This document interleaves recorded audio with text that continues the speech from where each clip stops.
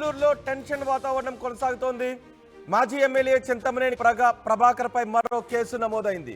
Polling రోజు పెదవేగి మండలం కొప్పులవారిగూడెంలో జరిగిన ఘర్షణలో నిందితులను అదుపులోకి తీసుకున్నారు పోలీసులు.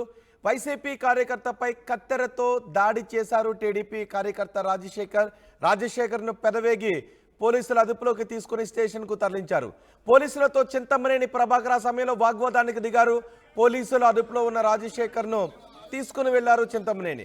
పోలీసుల విధులకు ఆటంకం కలిగించారు అంటూ చింతమనేనిపై కేసు నమోదు చేశారు పోలీసులు. ఐపీసీ సెక్షన్ 224, 225, 353, 143 రెడ్ విత్ 149 సెక్షన్ల కింద కేసులు నమోదు చేశారు.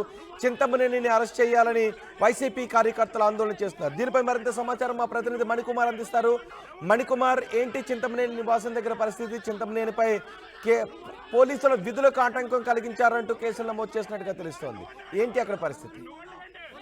రోహిత్, దెందులూరు నియోజకవర్గం సంబంధించి పోలింగ్ రోజు రగడ ఇంకా కొనసాగుతూనే పోలింగ్ రోజు జరిగినటువంటి ఘర్షణల నేపథ్యానికి సంబంధించిన తాలూకా వివాదాలు ఇంకా కొనసాగుతూనే ఉన్నాయి. తాజాగా పెదవేగి సంబంధించి దెందులూరు నియోజకవర్గంలో పెదవేగి మండలంలో పోలింగ్ రోజు ఘర్షణలు జరిగాయి. టీడీపీ సంబంధించి అది వైసీపీ సంబంధించి కార్యకర్తలు ఒకరి మీద ఒకరు దాడి చేస్తున్నారు. దెందులూరు నియోజకవర్గంలో ఆ పోలింగ్ రోజు జరిగిన సంఘటన అన్నింటిలో కంటే ఈ కొప్పులవారిగూడెంలో జరిగినటువంటి టీడీపీ వైసీపీ కార్యకర్తల గొడవ అది పెద్దదని చెప్పొచ్చు. ఆ గొడవలో ఆ టీడీపీకి సంబంధించి వైసీపీ సంబంధించి కార్యకర్తలు కత్తులతో కూడా దాడి చేసుకున్న పరిస్థితి కనిపించింది. అయితే దీని మీద పెదవేగి పోలీసులు కేసు నమోదు చేశారు. దానికి సంబంధించిన నిందితులందరినీ కూడా అదుపులోకి తీసుకున్న పరిస్థితి కనిపించింది. నిన్న గురువారం మధ్యాహ్నం పూట టీడీపీకి చెందినటువంటి కార్యకర్త ఒక కత్తితో దాడి చేశారు వైసీపీ కార్యకర్త మీద. తన మెడకు బలమైన గాయమైంది. ఈ నేపథ్యంలో అతన్ని రాజశేఖర్ అనేటువంటి టీడీపీ కార్యకర్తను పెదవేగి పోలీసులు నిన్న అదుపులోకి తీసుకున్నారు. పోలీస్ స్టేషన్ కు తరలించిన పరిస్థితి. ఈ విషయం తెలుసుకున్న చింతమనేని ప్రభాకర్ పెదవేగి పోలీస్ స్టేషన్ కి ఒకటావుటనే వెళ్లారు. తమ కార్యకర్తను అనుసరిని ఎందుకు తీసుకొచ్చారంటూ కూడా పోలీసులతో వాగ్వాదం చేసుకున్న పరిస్థితి కనిపించింది. కొద్దిసేపు పెదవేగి పోలీస్ స్టేషన్ లో చింతమనేని హైడ్రామా నడిచింది. పోలీసులతో ఆయన వాగ్వాదం చేసుకున్నారు.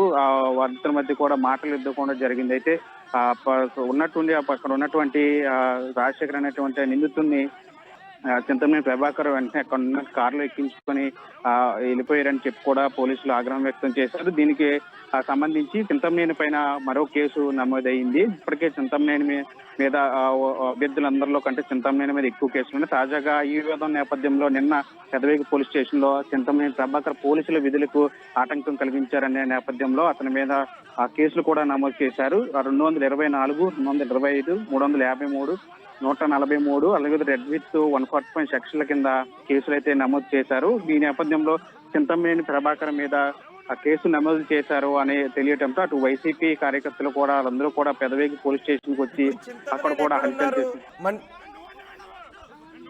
రోహిత్, చింతమనేని ప్రస్తుతం ఆయన అజ్ఞాతంలో ఉన్నట్టు కూడా తెలుస్తూ ఉంది. నిన్న దాడి పెదవేగి పోలీస్ స్టేషన్ లో గొడవలు జరిగిన అనంతరం ఆయన తన అనుచరులను తీసుకుని వెళ్ళిపోయారు. తర్వాత పెదవేగి పోలీసులు చింతమనేని కోసం వెతుకుతున్న పరిస్థితి కనిపిస్తుంది. ప్రస్తుతం చింతమనేని అజ్ఞాతంలో ఉంది. అయితే చింతమనేని అయితే మాత్రం మరో కేసు నమోదని చెప్పొచ్చు. పలు సెక్షన్ల కింద ఆ పెదవేగికి సంబంధించిన పోలీసులు చింతమనేని మీద మరో కేసు నమోదు చేశారు. దీంతో చింతమనేని మీద మరో కేసు నమోదైందని చెప్పొచ్చు. ముఖ్యంగా చింతమనేని పోలీసులు కేసు నమోదు చేశారని తెలియటంతో వైసీపీ కార్యకర్తలందరూ కూడా నిన్న సాయంత్రం మా పెదవేగి పోలీస్ స్టేషన్ దగ్గర అందుబాటులో ఉండండి. ఒకసారి దెందులూరులో ఆ రోజు ఏం జరిగిందో చూస్తున్నాం. దెందులూరులో హైటెన్షన్ కొనసాగుతోంది. మాజీ ఎమ్మెల్యే చింతమనేని ప్రభాకర్ పై మరో కేసు నమోదైంది. పోలింగ్ రోజు పెదవేగి మండలం కొప్పులవారిగూడెంలో ఘర్షణ చోటు చేసుకుంది. ఆ ఘర్షణలో పోలీసులు నిందితులను అదుపులోకి తీసుకున్నారు. వైసీపీ కార్యకర్తపై కత్తెరతో దాడి చేశారు టీడీపీ కార్యకర్త రాజశేఖర్ను పెదవేగి పోలీస్ స్టేషన్ కు తీసుకువెళ్లారు. అయితే చింతమనేని ప్రభాకర్ పోలీసులతో వారించి పోలీసుల దగ్గర నుంచి పోలీసుల అదుపులో ఉన్న రాజశేఖర్ను తీసుకుని చింతమనేని ప్రభాకర్ వెళ్లారు అని చెప్తున్నారు.